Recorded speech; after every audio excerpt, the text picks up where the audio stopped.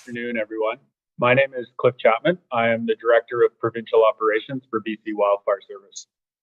I'm honored to join you today from the Provincial Wildfire Coordination Centre in Kamloops, BC, on the traditional territory of the Tecumloops to Secwepemc people, where me and my family live, work, and play. Today, I'm joined by my colleague, MacDonald, who's the lead weather forecaster for BC Wildfire Service. And together, we're going to go over a bit of a seasonal overview of what's happened to date in BC when it comes to wildfires and fire on the landscape.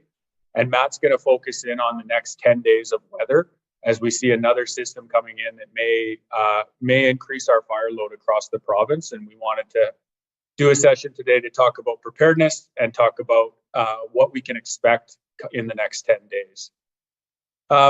First off, I want to acknowledge how difficult this fire season has been so far. We just surpassed 1 million hectares burned across the province. Predominantly, that has been focused in the northeast of the province in what we call our Prince George Fire Centre, which stretches from really Quesnel up to the Yukon Northwest Territories border. That's where the majority of our fire activity has been to date. Crossing over the 1 million hectare threshold this early in the season is quite significant. It now ranks as the third most hectares burned in any fire season in BC since we started to track. And obviously we're in July, we're in early July. And so we have the potential for our hot and dry months, July, August, and into September, to see even more fire on the landscape and potentially more new starts with lightning and warm weather coming in, which Matt will speak to. I think it's important to talk a little bit about this past long weekend. We did do some information bulletins ahead of the weekend, and we did see 45 new starts over the Canada Day long weekend. The majority of those starts were lightning caused, and thanks to the diligent reporting of the public, which is one of our primary sources for detecting new fires, we were able to get 35 of those 46 fires into being held or out stage, which is a fairly good success given the conditions that we face in BC at the current time. So I want to thank the public for being diligent in reporting smokes that you see on the land base. We really encourage and need the support of the public reporting in fires. If you see smoke, please call the 1-800 number or star 555 on your cell phone, and we will respond. Even if you think that fire has already been called in, we encourage you to please dial that number and give us a heads up, because we will let you know if we think it's an existing fire, and we will send resources if it's not. Human caused prevention is a critical piece in BC as we move into warming and drying conditions that we've seen already 2 or 3 times through the spring. We really need to expect that July and August could be hot and dry for the entire 2 months. We may see very limited rain, and we will see what would be deemed more of a typical summer for British Columbia, maybe even atypical if we see seasonal temperatures rising above what would be normal. With that, I want to just let the public know that we are expanding our prohibitions. You'll recall a few weeks ago that we did expand our prohibitions in some fire centers to include campfires. We're going to be expanding our prohibitions again this Friday.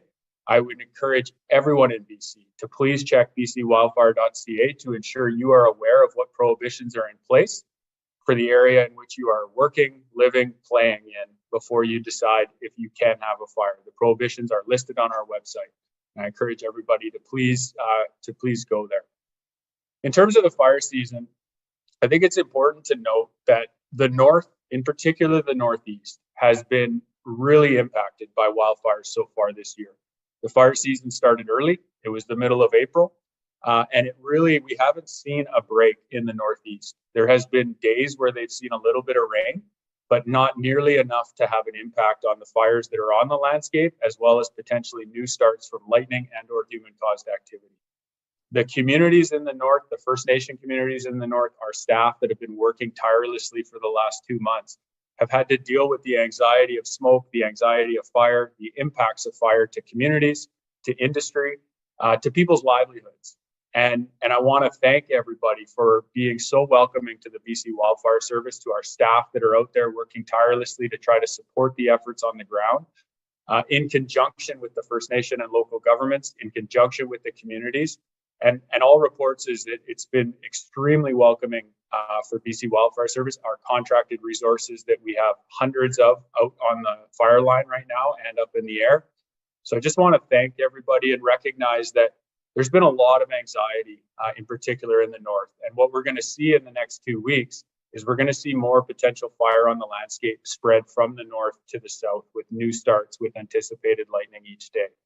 So I encourage everybody to be extremely cautious as we go through the rest of this week and really for the rest of the summer. There is resource challenges across Canada, across the United States.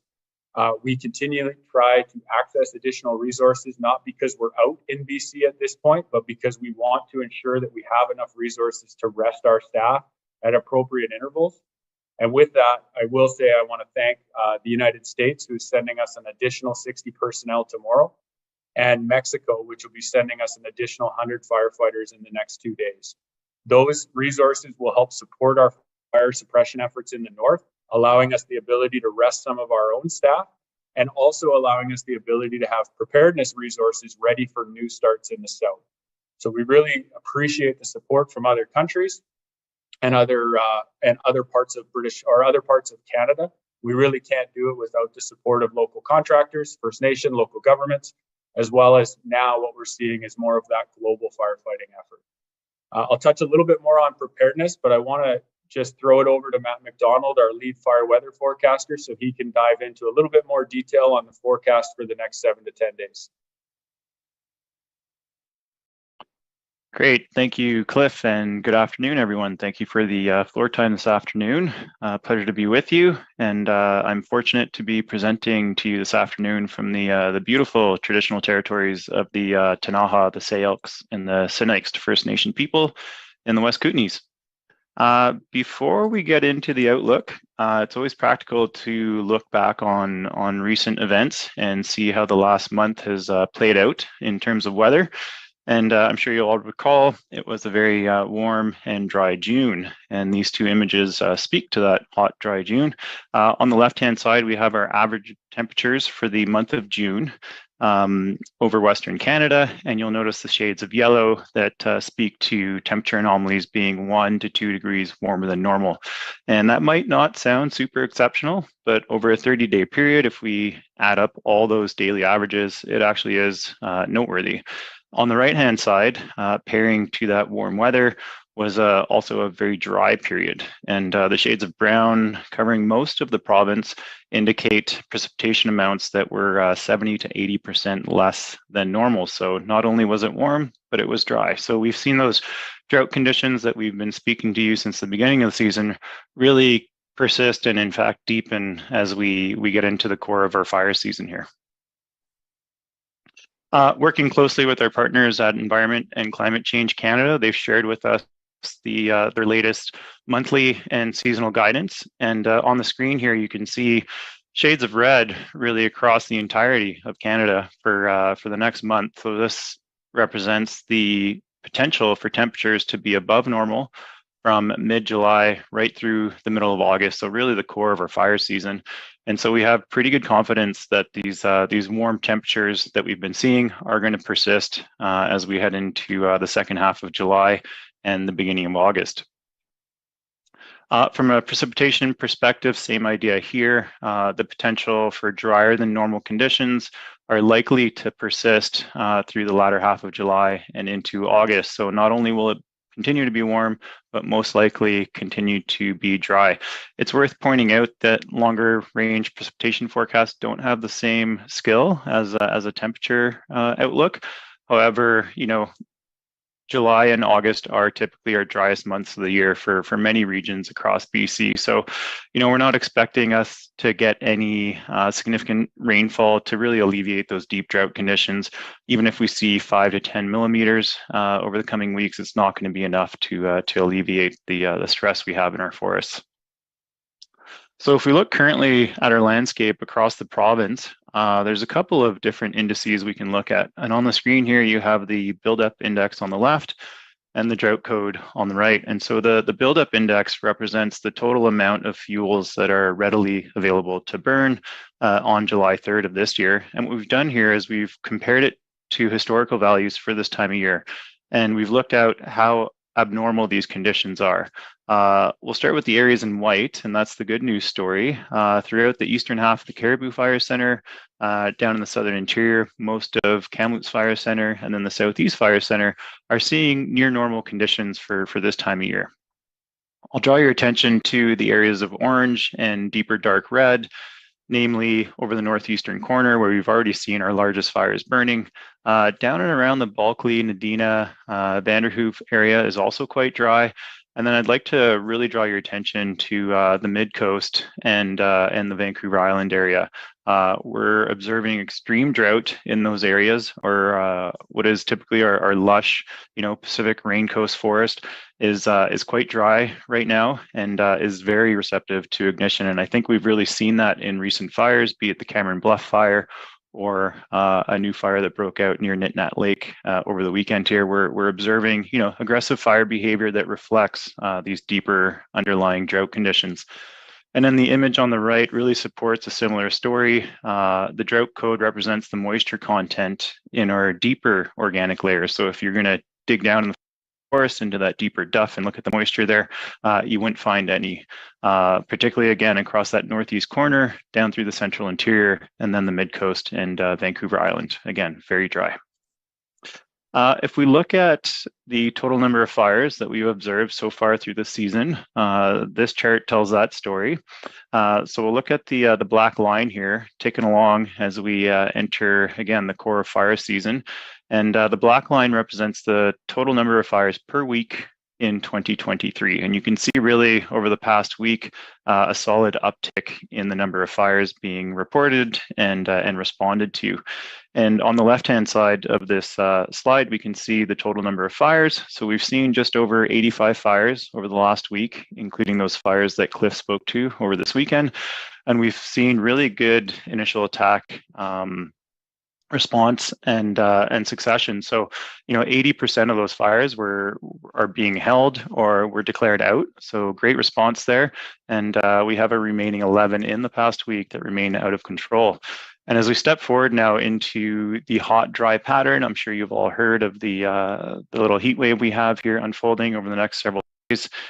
We can expect this black line to continue to tick upward. We are expecting an increased number of fire starts here in the coming days, primarily owing to the lightning that we have forecast over the next 3 to 4 days. And speaking to that lightning, here's a chart that shows, I chose Saturday afternoon here, the occurrence of lightning that's forecast across the province. And you'll notice that it's the vast majority of the province, including a likelihood of some strikes on Vancouver Island, that are forecast here on Saturday, but also in the 2 preceding days. So Thursday, Friday, and Saturday, we're going to have 3 successive days of widespread lightning across the province into what are some very receptive fuels. So the image on the right-hand side there is our Duff moisture code. We typically look at that for the potential of ignition and receptivity to lightning. So if the fuels aren't igniting immediately, then they could perhaps hold on to that heat and ignite in the days following that lightning strike. So very active pattern that we're heading into. We've got the heat, we've got the dryness, and we're going to be throwing at that lightning across most regions of the province. So likely to see a large number of starts here in the week to come. So I'll just wrap it up here and leave you with some key messages. Our fuels are really increasingly dry and available to burn throughout most regions in the province. We're expecting a significant number of lightning strikes here in the coming days across, we'll call it the southern 2/3 and the northeast corner of the province. Again, I'd like to emphasize the importance of that coastal area and the area that is Vancouver Island. And really going forward, we don't see much relief in sight. We may see some showery patterns with, 5, 10, maybe 15 millimeters here and there, but it's not going to be enough to alleviate those deep, persistent drought conditions. And so before I hand it back to Cliff for some preparedness messaging, I'd just like to emphasize, as Cliff did, the importance to be vigilant. Just be careful when you're out there recreating in the backcountry, whether you're camping or on a motorized vehicle, and just to report those fires as soon as you see them, because that will enable us to respond as quickly as possible and extinguish those fires. So thanks for the floor time, and I'll pass it over to Cliff. Thank you very much, Matt. And we will get to questions, I just wanted to quickly touch on a couple closing messages before we open it up for questions. And I do just want to highlight that we also have Peter Brach, Executive Director for Emergency Management and Climate Ready BC, is on the line as well. So we can take questions from emergency management and climate readiness perspective, as well as from a wildfire perspective with Matt and myself. So just to close, I think often some of the key messaging for the public is, and for communities that are in fire-prone areas, as we just saw from Matt, really that's going to be fairly widespread across British Columbia as we enter into the next 10-day period. So make sure you and your family are being prepared for what might come. And so what that means is have an emergency plan ready for you and your family. Have a grab and go kit readily available, packed with your important documents and important contact information that you may need should you be placed on an immediate evacuation order and you're going to have to leave home. So there is some preparedness activities that everybody in BC can undertake, and we encourage everybody to do so.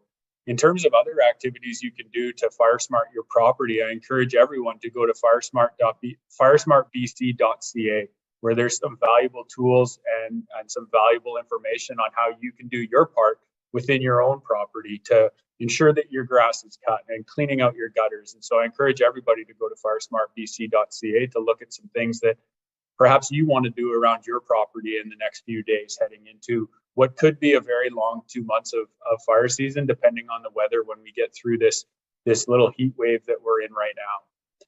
I just want to end before we open up to questions, sort of with what I started with, which is I just want to recognize and thank everybody who has been putting forward such a tremendous effort in the wildfire season this year. As I said earlier, it started early. It started in mid-April, and we didn't get the seasonal sort of break that we often get when we have a spring fire season, which is the month of end of May and into June. We stayed busy. We have seen a flood of resources supporting the northern part of BC from all over BC and frankly, really all over the United States, and now with support from Mexico. These people have been working 14, 16, 18-hour days, 14 days in a row, trying to protect the landscape and the livelihoods of people who are impacted by these fires. So I want to thank the BC Wildfire Service staff who continue to show up every day, the contractors who are working with us, whether that's aviation contractors, ground resources, or heavy equipment, etc. There's a whole bunch more. Local governments and First Nation governments who have been so open and willing to work together on how we're both going to suppress the fire, but also how we're going to look after the community. It is a tremendous societal effort when we see this much fire on the landscape. And as Matt just articulated, we may start to see that come further south in the province. And we need everybody to be working together to try to get through whatever this fire season may throw at us. So we have our resources prepared for what may come with the lightning that you just saw Matt forecast for the next number of days. But the reality is we will see new starts. The conditions are such that if lightning hits, and we can't track perfectly where the lightning will hit, we will see new starts in the southern part of the province as well as in the north. And we will surge our resources to those starts. But I think it's important for BC to know that we are going to see fire on the landscape with the forecast that we have in front of us today. And with that, again, I just want to thank everybody for their tremendous effort in the last 2 months and what will come in the 2 or 3 months ahead. So thank you, everyone. And with that, I'll turn it over and we'll start taking questions. Thank you very much. And a reminder to media on the line, please press *1 to enter the queue. You'll be limited to one question and one follow-up. As Cliff mentioned, we have expertise on the line regarding provincial wildfire operations, forecasting, and emergency management and climate readiness. So please do direct your call to the appropriate spokesperson. Our first question today comes from Georgie Smith, CBC. Georgie, please go ahead. Hi there. I'm just curious in regards to communities that are already facing water restrictions, wondering what the province might be doing to support just the availability of water moving forward. Have there been any conversations about supporting those communities, which in some cases are quite isolated already? Yeah, thanks for the question. It's Peter Brach, Executive Director for Emergency Management and Climate Readiness. We have been very involved with communities in preparation for drought this season. So some of the comments you've heard today regarding the severity of drought and what we are preparing for we met early, the province met early with communities on the topic of drought and really focused on preparing for drought and providing tools to communities to really focus on water restrictions, types of tools that they could use to really ensure that they would be able to be more proactive in working through some of those pieces that you had mentioned. And so a number of tools that the province has provided communities to date, specifically the emergency program coordinators that work to support their community during difficult times associated with drought is, for example, draft water scarcity response planning templates we provide communities. We held sessions earlier in the year to discuss exercising those plans and really wanted to put a lot more emphasis on drought for this season, just because of some of the weather forecasts that you're hearing. And so the province stands by to support communities that are in need to work through drought and continues to offer those supports to communities that need it. Georgie, do you have a follow-up? I do, yeah. I'm just curious also with the advice of following the sort of fire smart tips to fire smart your home, which include, reducing the flammability of landscape and plants around the house. I mean, of course, there are a lot of communities that are under water restrictions that are basically going to have to watch, the areas around their houses dry out under those restrictions. Just so curious how, the general public should sort of take that advice, while also this side here is sort of acknowledging that increase in available fuel for wildfires as well. So just to sort of explain, what they're going to have to do and probably accept that they might be increasing the fuels around their house with these water restrictions. And I just have a question for my French colleagues as well. If Matthew MacDonald could just explain in French about the new fire restrictions that are coming in, as well as English too, please. Regarding the water and sort of the drought for focus on people's homes that you had mentioned, there are things that residents can do to support their situation. So that includes limiting outdoor watering. That includes lawns. Really recommend that people don't water during the heat of the day. And so that's really just to ensure that we're sort of protecting that valuable resource for water, to ensure that we limit the use wherever we can. So we really urge communities to be proactive in that regard, and residents to really monitor their water use and limit it wherever they can and wherever possible. And maybe for the other pieces in regards to fire smarting and field management, I'll pass it over to Cliff Chapman with BC Wildfire Service. Thank you. Yeah, thank you, Peter. And it really is an excellent question. Obviously, with water restrictions in place, that's one element of Fire Smart that homeowners likely won't be able to do on a consistent basis. And that's why I encourage people to go to BC Fire Smart, firesmartbc.ca, is because there's a whole suite of activities that you can do.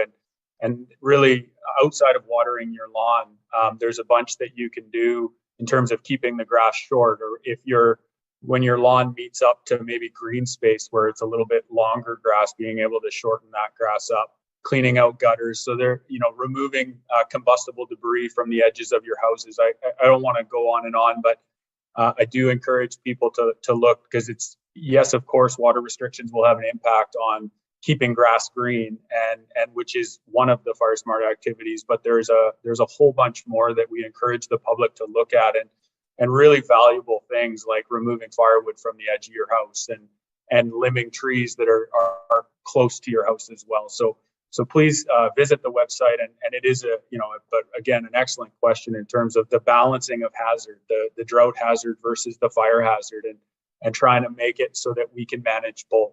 And I do think there's the ability to do that. Matt, I'll throw it to you to answer the question in French that you were asked to answer around prohibitions. Sure, thanks Cliff, et bon après-midi Radio-Canada.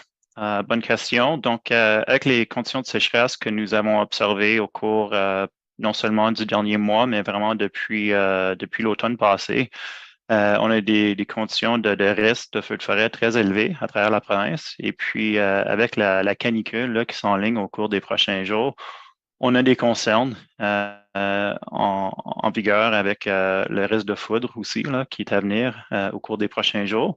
Donc, en termes d'interdiction et de restrictions en matière d'incendie, nous allons étendre là, les interdictions dans les 6 centres d'incendie à travers la province. Donc, pour que ça soit en termes de compte-feu, ça ne sera plus permis à partir de vendredi.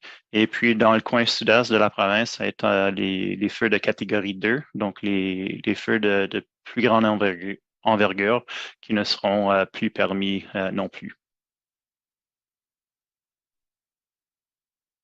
Thank you very much. For our next question, we will be going to Wolf Dettner of Black Press. Wolf, please go ahead. Yes, thank you for taking my question. So Kelowna saw a wildfire just over the weekend at Knox Mountain. How many fires like that do you expect? How many fires near urban areas do you expect to see in the coming weeks and months? Perhaps I can take a stab at that, and then I'll hand it over to Cliff for further comment. You know, the Knox Mountain fire was a great example of how receptive our fuels are, right? That was a human-started fire, and it really took off upon deployment. It had already grown to 2 hectares in size, and within 2 hours of ignition, it had grown to 6.5 hectares. So again, it reflects the receptibility of our fuels and the aggressive fire behavior once those fires start. And Canada Day was a windy one. It was actually perfect, ideal conditions for fires to grow. We had high temperatures in excess of 28 degrees Celsius. We had low relative humidities, and humidity really plays a key factor in driving our fire behavior. And then we had those strong winds. If you recall, it was a very breezy weekend across the province. And so again, ideal conditions for those fires to grow. Looking forward, you know, typically lightning strikes favor ridge tops. So outside of communities in the higher elevations, but those fires can grow downhill, and we do also get lightning strikes at valley bottom and mid elevation. So it's impossible to say exactly where and when these lightning strikes are going to occur and materialize, but the pattern is definitely conducive here in the next couple of days. We've got lots of instability right across the province, what we call high base thunderstorms. Which means the precipitation, if any, falling from the base of them typically evaporates before it hits the ground. So a vast majority of these lightning strikes are anticipated to be dry and to, again, very receptive fuels. So I think really across most of the province, any area is at play here in the coming few days for new fire starts. Yeah, thanks, Matt. Really well said. And I guess all I would add is really 2 pieces. And one of them is around the prohibitions that Matt spoke about in French and I spoke about earlier in my opening. It's one of the reasons why we're seeing an increase in our prohibitions this week is that human-caused fires will draw resources away from lightning-caused fires, which obviously we can't prevent. Lightning is a natural occurring weather event that comes to BC predominantly in July and August. In terms of your question around communities being impacted or will the lightning strike near communities, I think it's just important to reflect on really the last 5 years in this province. We have seen significant impact to small communities as well as to larger communities. And those are both smoke impacts and fire impacts. And so while it's difficult to forecast whether or not we'll see lightning and a fire adjacent to an urban center or a rural community, we can't really predict that, but what I would say is with the wide scale lightning that is forecast for the next 4 days, there is as much potential for lightning to be near communities as there are in the backcountry. But as Matt said, lightning does prefer the ridge tops. So the other factor, and the last thing I'll say on this, is that just with the fuel being as dry as it is, it's those fires when they get sort of beyond our initial response. So we'll send our initial response crews, our helicopters, our air tankers, but that we don't always catch the fire at that point. We make every effort to, and it's really where will that fire want to grow long term if we can't manage it and get a handle on it. So that's the other factor when it comes to community impacts or the potential for the communities to be impacted is just where those fires end up being. And again, encourage everybody to download the BC Wildfire Service app so that you could stay kind of up to date and current on where fires are and really what those fires look like. Wolf, do you have a follow-up? Yes, thank you. Earlier you mentioned the pending arrival of 60 crew from the United States and 100 firefighters from Mexico. How do you plan to use these additional resources? And as a sort of a part B to that question, what, if any, further resources do you expect to see arriving from outside of British Columbia? Thank you. Thank you for the question. So with the resources coming in the next 48 hours, you're correct. It's 60 United States. Some of those are firefighters. Some of those, about 20 of them, are highly certified, what we call single resources. So they're able to take on a higher level function within our incident command structure. And then the 100 Mexican firefighters, those are all ground resources, all ground firefighters. The plan as it sits right now, and recognize that we operate very fluidly depending on what happens over the course of the next 48 hours. But the plan right now is to move all of those resources into the Prince George Fire Center to support ground operations on the fires that are currently in play, whether that's Donnie Creek or any of the large scale fires that we have in the Prince George Fire Center. Obviously, we need to be adaptable. So if something starts somewhere else in the province, we may change that plan. But that is the plan as we sit here today, is to see them go and support the Prince George Fire Center. Your follow-up question or your additional question around additional resources. So we continue to have daily, sometimes multiple times a day, we have conversations with our counterparts at CIFC, the Canadian Interagency Forest Fire Center, who manages national resources for all fire agencies across Canada. We continue to put in somewhat small requests as we continue to have resources within BC to send to fires. We know the next period is going to be active and it's going to be busy.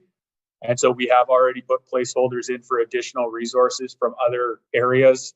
Right now, we're starting to see with other provinces in Canada that we're seeing some new, players come and supporting Canada in the fire effort. So we're going to see some resources go into Quebec and Ontario from the Dominican Republic, from Brazil, from Korea, and we have access to the same resource pool. And so right now there is still availability should we require it.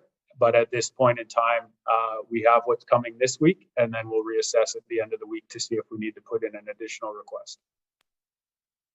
Our next question comes from Yvonne Raymond, CTV Vancouver Island. Yvonne, please go ahead. Hi, can you speak more specifically to the risk on Vancouver Island and what's unprecedented here so far this season, especially considering we are a heavily forested area? You mentioned that we're seeing drought conditions and have just seen a wildfire cut off access to a major highway for weeks.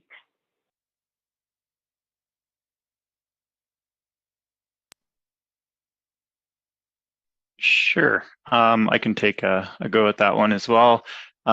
So if you recall, the images I showed earlier showed us where the province sits currently in terms of dryness, in terms of receptivity to lightning. And you will recall that Vancouver Island was lit up in red, showing really deep, persistent drought conditions. It's been a very dry spring. We saw less precipitation amounts over the winter period than normal. And actually the drought really stems back all the way to last fall. If you recall, last October in 2022, it was an abnormally warm and dry period, a period of the year when we typically replenish our fuels and look forward to that rainy season coming back. It did not happen last year. So this drought is nothing new. It's been long and persistent and only worsening in the last couple of weeks. And again, forecast to continue. We have no rain forecast for the foreseeable future. In the coming days here, again, we're forecasting instability across most of the province, and that includes the spine of Vancouver Island. So typically the Insular Mountain Range, the Beaufort Range that's just behind Parksville is one of the hot spots for lightning. And so there's a good likelihood here as we get into Thursday and particularly Friday that we'll see lightning strike in the higher terrain of Vancouver Island. And again, most likely not accompanied by rain into very receptive fuel. So the table is set for new starts here in the coming days, and our crews are prepped up, and they're awaiting calls and reports from the public, and we'll be chasing smoke and responding as fast as we can, because the importance is really to respond to these fires as soon as we can before they grow to a size that becomes unmanageable. Whether or not these fires are going to threaten highways like the Cameron Bluffs wildfire or be in remote backcountry locations, again, that's impossible to say. It's just as much as I'd like to, I cannot forecast the exact location of these lightning strikes. Yvonne, do you have a follow-up? Yes, thank you. Can you also speak to the smoke that is anticipated for Vancouver Island in the coming days? Typically, we get westerly winds, but I understand that is a pattern that's shifting. Yeah, that's right. We've already seen haze over the south coast here in the last couple of days, and a lot of that smoke is originating from the very large fires burning in the northeastern corner of BC. So we're essentially importing smoke from the northeast corner of the province, and the overall flow pattern here for the next few days is going to be persistently out of the north. So we'll continue to draw that smoke down from the Peace region, from the Amanika fires are putting out quite a bit of smoke these days.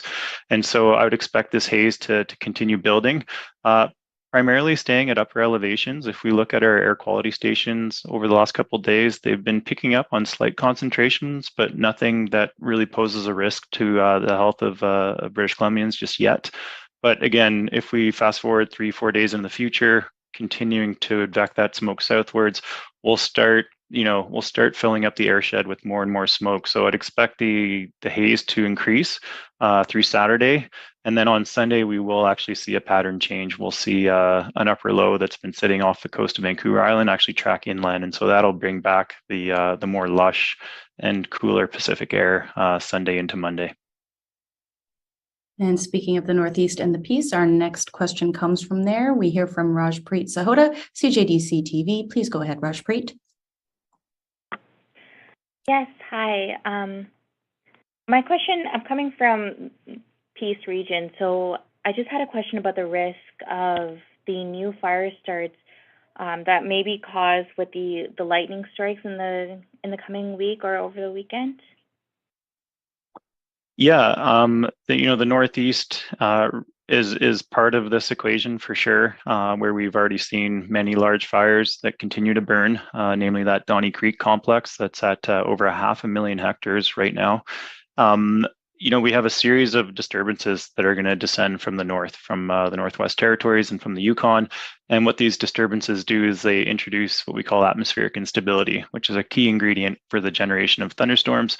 And again, that signal is really from the northeast right across the central interior and down onto the south coast, including the Okanagan and the Kootenay. So, the only area not at risk here in the coming days is the far northwest corner. So for the Peace Country, the Fort Nelson area, Dawson's Creek, Tumbler Ridge, they can all expect to see lightning here in the coming days. They did take a little bit of precipitation earlier in the week or the Canada Day long weekend.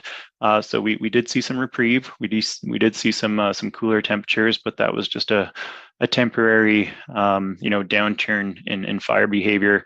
Again, I can't emphasize the pronounced drought enough in that corner of the province. And there's really no substantial rainfall in sight. We may see 5 to 10 millimeters here on Thursday and Friday in the far northeastern reaches of the province, but all that'll do is really temporarily alleviate the aggressive fire behavior that we've been observing, and then we'll be right back into the hot, dry weather next week. Rajpreet, do you have a follow-up? Yes, I do. So I know that most of the resources that are coming from America are going to the Prince George Fire Center. Does that mean that all of that, or how much? What's the kind of like the number of the personnel that are coming to the Prince George Fire Center? Yeah, thank you for the question. So at this time, the plan is to have all 160 personnel that are coming from the United States and Mexico, all 160 are heading to Prince George. Okay, our next question comes from Alec Lazenby, BC Today. Alec, please go ahead. Hello there. So earlier on, it was talked about how this year has already seen the third most hectares burned of any year recorded in terms of fires in BC. Thankfully, it's mostly been in rural areas, so we haven't seen a whole lot of evacuation or anything like past years. But does this year have the potential to be, the worst fire year on record in terms of hectares burned? Like, that seems to be the general message here, as well as, do you see any of the fires currently burning or potential for, evacuations needing to happen in certain areas? It's a really good question. And it's certainly something that we started to get asked earlier on in the fire season was, is this going to be the worst fire season on record? What I would be willing to say is that I do think there is the potential that we will burn the most hectares ever recorded in BC's history this year, given that we're already over 1 million and we haven't hit our core fire season, or we're just entering into our core fire season now. So from a hectares burn perspective, yes, I believe that we may see the worst fire season on record. In terms of impacts from those fires, though, that really we won't know until we get through the next couple of months. It is worth noting that earlier on in June and even in late May, though, we did see some significant evacuation orders and alerts in the rural communities in the north, and even some of our more populated communities in the north, whether that was Fort St. John, McBride, as well as some other rural and remote communities and First Nation communities in the Northeast. So there has already been fairly significant impacts on the public and on communities, maybe not to the scale of 17 and 18 yet. And again, that's going to be very dependent on where the lightning tracks, making sure that we are detecting fires as quickly as we can. And that's really another call to the public to call in smoke when you see it. And we will respond to it to make sure that anytime there is a potential new start, that we can put as many resources as we have available onto that new start to ideally avoid additional impacts to communities. Really, in terms of comparative to 17, 18, and 21, 3 of our worst fire seasons on record in terms of impacts, we're really going to have to wait and see through July and August. But what I would say is the conditions are such that we have potential to see quite a bit more fire on the landscape. Okay, our next, sorry, Alec, do you have a follow-up? Yes, I do. In terms of, what the province is doing, so this is more of a question for emergency management and climate readiness, is the 17, 18, 21, and now 23, like massive fire years, lots of hectares burned, massive impact on communities. Just wondering, what are the province's plans to sort of alleviate the impacts of this? Like, there's been recommendations for more prescribed burning, for fuel breaks, things of that nature.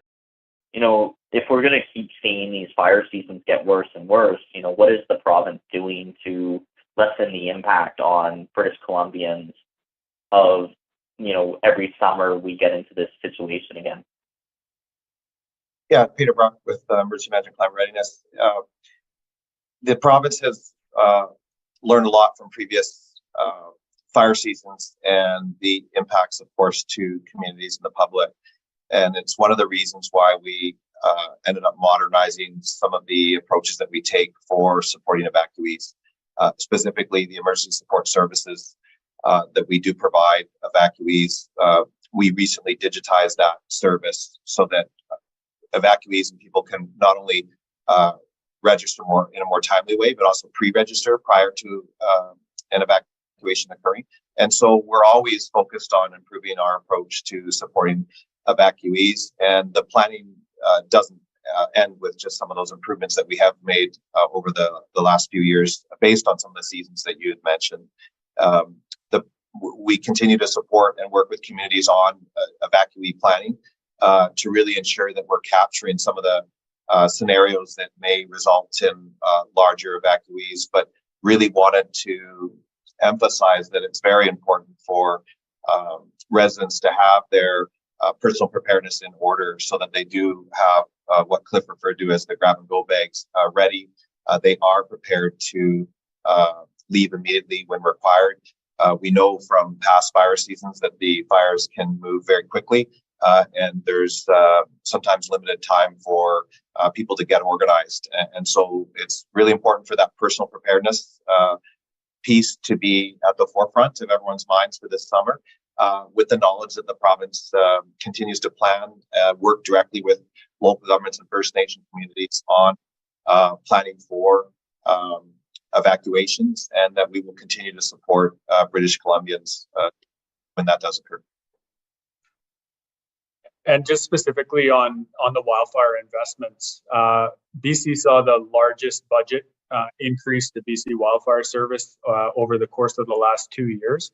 Significant portion of that increase in our budget was to do wildfire prevention and mitigation activities. So we've doubled our prevention budget in BC Wildfire Service to increase wildfire risk reduction activities on the land base, that being Crown land. We've also increased the grant dollars through the Union of BC Municipalities to the tune of $100 million into that fund, where communities can access those funds to hire positions, fire smart type positions. They can do planning work, and then they can execute that work to try to make their communities more resilient to wildfire. So that fund is in play right now. There's also was an investment into Forest Enhancement Society of BC, which is a Crown agency that additionally can grant out dollars for wildfire risk reduction activities and fiber utilization, which is another big investment from government over the course of the last 2 years. The other one that you spoke to, which I think is really critical as well as we continue to move out of this fire season into the future fire seasons, is cultural and prescribed fire. It is a tool that we need to continue to invest and learn from our First Nation partners out there in terms of utilizing fire on the landscape, as well as working with industry and other stakeholders on reapplying fire on the landscape in conditions where it is far easier to control it.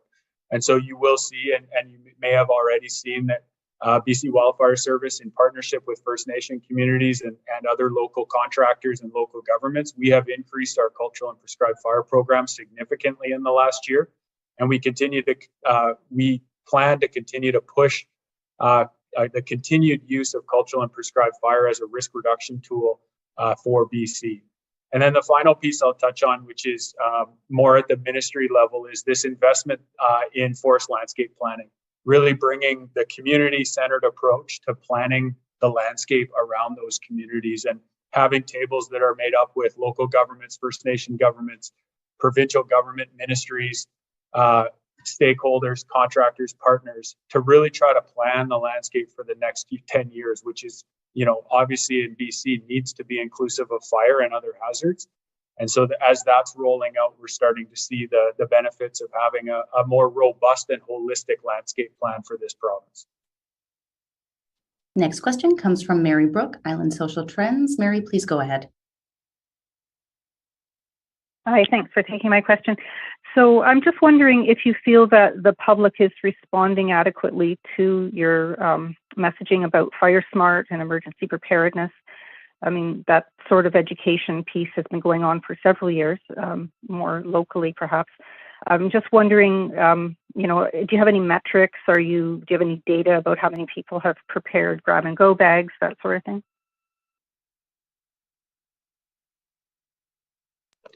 So I'll ask Peter to speak to the grab and go bags. Maybe I'll just speak more generally, and I apologize. I know you asked for metrics, but what I can say is that it is my belief, and BC Wildfire Service's belief, that the public is far more sort of attuned to what's happening in terms of fire and fire weather.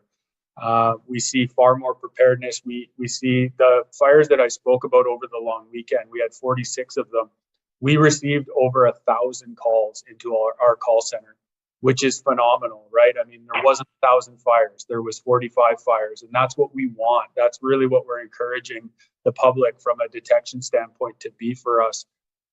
In terms of fire smart and prevention and risk reduction activities, so many of the programs that we've really rolled out the last number of years, they're partnership programs. They are in conjunction with communities, with First Nation communities, done in partnership with BC Wildfire Service and or the Ministry of Forests. And so we're seeing that, we're really seeing that partnership approach to these hazards. And honestly, that is the way forward. That is how we need to approach hazards in BC. and it's working. So happy to report back with metrics after the call. But at this point, I would say from a wildfire perspective that the public has been extremely responsible and responsive sort of to this call to action that fire is a naturally occurring event in BC, and we need to become more resilient and more, reduce the risk and impacts to communities and infrastructure. Peter, I'm not sure if you wanted to add. Yeah, thanks, Lev. The communities certainly that have experienced fires in the past know that it's possible for them to experience them in the future. And so we do know in British Columbia that there's definitely experienced community members with working through fire seasons like they have in the past. In regards to the grab and go bags question, the emphasis that I would like to place on grab and go bags is that personal preparedness, you can never do enough of it. And we really do encourage residents and people that live throughout British Columbia to really have that preparation at the front of their minds during the hazard seasons. And that can include flooding, right now, and of course, the focus is in wildfire. And it's really important. So, I think the metrics that would be best defined for how prepared British Columbians are with their own personal preparedness is really the grab and go bag, whether they have one, and whether they have the pieces of that kit that are required. And so that includes, their identification, insurance papers, medication, cash, things that would support their pets. And I think for British Columbia, we find that when residents evacuate and go to reception centers, there's often a variety of levels of preparedness. And so I think that although we see some British Columbians are well prepared in that regard, I think there's always room for all of us collectively to improve on that. And I really urge anyone that's listening to this, if you don't have a grab and go bag packed for your family, to really emphasize that as a priority for you. And I think that will be the true testament to the level of preparedness, both in mindset and personal preparedness as far as your supplies and gear that you need for a limited notice evacuation alert that may move to an evacuation order very quickly. So thank you for the question. Mary, do you have a follow-up? Yes, thank you. So it's quite remarkable how Vancouver Island has sort of risen to the red zone on your maps. I think most people still think of the island as a cool, temperate, wet place. So do you think that this is, it's hard to predict the weather, but do you think that the unusual year we're having in 2023, which as you say stemmed back to fall 22, is a one-off? And as opposed to kind of predicting the weather, where I'm going with that is people's mindset about, should we now expect this to be a regular thing, to have a warm, extra warm and dry Vancouver Island experience in summer going forward? Yeah, great question. I think we can't ignore climate change in all of this. 7 of our 10 busiest fire seasons have all occurred in the last 10 years. You think to other atmospheric events like the heat dome of 2020, the atmospheric rivers of 2021, we're seeing exactly what climate change experts have been alerting us to, which is a higher frequency of extreme weather events. Not only that, but with the reduction of Arctic sea ice, that's diminishing what we call a temperature gradient. So the north to south temperature differences, which is what drives our jet stream. And the jet stream is really a key driver in our progressive weather patterns. And so as the jet stream weakens, we see a much larger frequency of what we call blocking patterns. Excuse me. And so in the past week, we've seen what we call an omega block, which is a persistent blocking ridge of high pressure that's shifting flavors, if you will, to become a Rex block. So these blocking patterns are becoming a lot more persistent, a lot more frequent, and they're switching up our more transient weather patterns to prolonged periods of wetness or prolonged periods of dryness and heat. And so, the drought that we're seeing here on Vancouver Island is, it's not the first time we've seen this in the past 5 to 6 years. We've seen other springs and summers that have been exceptionally dry up and down Vancouver Island. That's resulted in low stream flows. in pronounced deep drought conditions, be it in the forest landscape or the water supply side of things. And yeah, going forward, again, I think we can expect a more frequent occurrence. This doesn't mean that we're not going to see nice, lush, green, rainy summers and springs. It just means that on average, as we continue forward here, we can expect these conditions to persist. And from a smoke perspective, I think back to the fall of 2020, I think it was when we inherited smoke from some south of the border. So it's not just about how conditions are in our own backyard, but really thinking more holistically and globally about conditions. I mean, we sometimes import smoke from as far as Siberia. So yeah, I think it's safe to say that these events are here to stay. People can adapt and prepare because they're not going away. And so thinking about fire smarting your home, your community, having those grab and go bags ready, and preparing for smoke events and extreme heat events and the associated increased fire activity. And our last question today goes to Lauren Collins of the Black Press. Lauren, please go ahead. Hi. For international firefighters, you noted that you're making smaller requests. How many did BC ask for compared to the 160 that are coming? Is it tighter for resources with other provinces dealing with major fires? Thank you for the question. So we obviously work with our partner agencies across Canada. The primary agencies that are active right now are Quebec, Ontario, Alberta, and BC. And then there's varying degrees of activity in the Yukon, Northwest Territories, Saskatchewan, Manitoba. The East received quite a bit of precip, so the Maritimes are not really a factor in this. So we collaborate agency to agency and multi-agency to discuss best use of resources coming from other nations, coming from the rest of Canada. And they are, it's really it's a very collaborative space to try and some of these resources recognize that we've never seen in Canada before. And so the first agency that receives staff and firefighters from the Dominican Republic or Korea, it's about understanding their skill sets and how they translate into how we fight fire in Canada. Obviously, there's some language barriers that we have tools and practices to overcome. So what we're finding is that we're not getting any no's. When we ask for things, we're not getting a no that doesn't exist.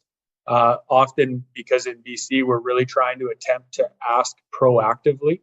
So looking into next week and the week after that to say, next week we believe we might need 100 more firefighters. And so we'll put that request in a week or a week and a half early. And we're finding great success with that. So I guess to answer your question, we have not received any no's from CIFC, the Canadian Interagency Center, but we have had to adjust some of our requests just in terms of timing due to availability. Do you have a follow-up, Lauren? Yes, I do. You also said that there were, I think, more than 1,000 calls over the weekend for about 45 fires, and 36 of those were held or put out. Has constant reminding to BC residents to be more aware of reporting helped in that? Yeah, I think the public deserves a lot of credit in British Columbia. As we see, and even right now, we're living in a state of there's smoke in many of our valleys, especially as you go further and further north. And so aerial detection becomes very challenging for us because aircraft have to divert around the smoke. Legally, they're not allowed to fly through it if it's a certain visibility. And so with the public for years have actually done a phenomenal job reporting wildfires in BC. I think the inclusion of a mobile app and the simplicity of being able to report a fire from the mobile app, I think has allowed for even an additional response from the public to be able to report fires because there's now the ability to essentially using SMS or text to be able to report a fire, and you can attach a photo to the app as well, which is super helpful for our organization so we can see what you see and make determinations around, fairly quickly around air tankers and helicopters. And so, really simply to answer your question, I think the public in BC has been doing a phenomenal job, and really the encouragement now is just keep it up and don't think that just because we had 1,000 calls for 45 fires, that's too many. It's not. We would have been happy with 2,000 calls on the same 45 fires, because when we're filled with smoke in this province, really it is, all the people that live here that become the eyes for BC Wildfire Service, and for us to be able to recognize where new fires start. Thank you very much, everyone. That concludes today's availability.